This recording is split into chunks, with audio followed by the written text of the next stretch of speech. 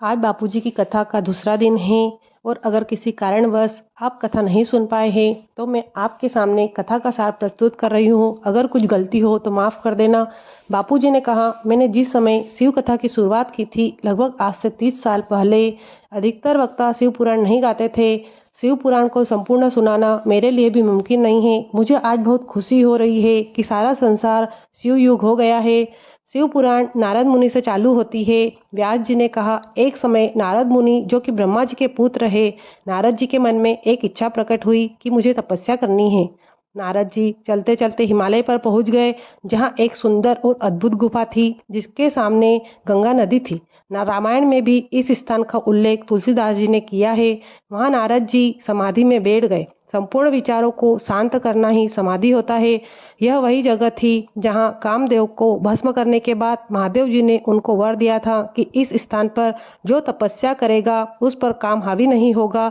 नारद जी ने अपनी तपस्या पूर्ण कर ली और जब देवताओं ने नारद जी की प्रशंसा की तो नारद जी को अहंकार हो गया। नारद जी अपनी तपस्या छोड़कर महादेव के पास गए।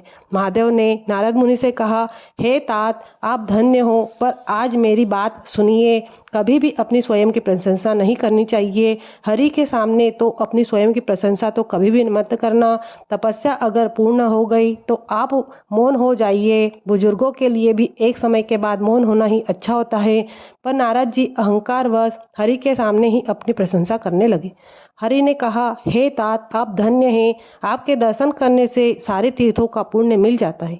विष्णु भगवान के मुख से प्रशंसा सुनकर नारद और अधिक अभिमानी हो गए। विष्णु भगवान ने महादेव जी को याद किया कि हे भगवान, देवों के देव महादेव, आप इस माया से हमारी रक्षा कीजिए। नारद मुनि घूमते घूमते राजा सीलवान के राज्य में पहुंच गए। उनकी एक सुंदर पुत्री थी जिसका नाम था विश्व मोहिनी। नारद जी ने विष्णु जी से सुंदरता जाकर मांगी, हे प्रभु, आप मुझे सुंदर कर दीजिए। पर विश्व मोहिनी ने उनके गले में माला नहीं डाली। नारद जी को शिव गणों ने कहा, हे नारद, क्यों आश्चर्य कर रहे हो? तुम सरोवर के जल में अपना मुख तो देखो, आपका मुख वानर जैसा है। नारद जी को बहुत क्रोध आया जब उन्होंने देखा कि उनका मुख वानर जैसा है। नारद जी ने क्रोध में शिव गणों को श्राप दिया कि तुम राक्षस बनोगे, और विष्णु जी को भी श्राप दिया कि तुम नर अवतार में नारी के लिए तड़पोगे। नारद जी के क्रोध शांत होने के बाद बहुत पछताए। उन्होंने हरि से कहा, मैं आप क्या करूं, मुझसे बहुत बड़ी गलती हो गई। शिव गणों ने कहा, आप उद्धार कीजिए प्रभु हमारा। नारद जी ने कहा, आप दोनों शिव भक्त होंगे और बहुत बलवान राक्षस रावण और कुंभकर्ण के रूप में जन्म लोगे। विष्णु जी से कहा, आप नर में से नारायण रूप लेकर राम के रूप में आओगे।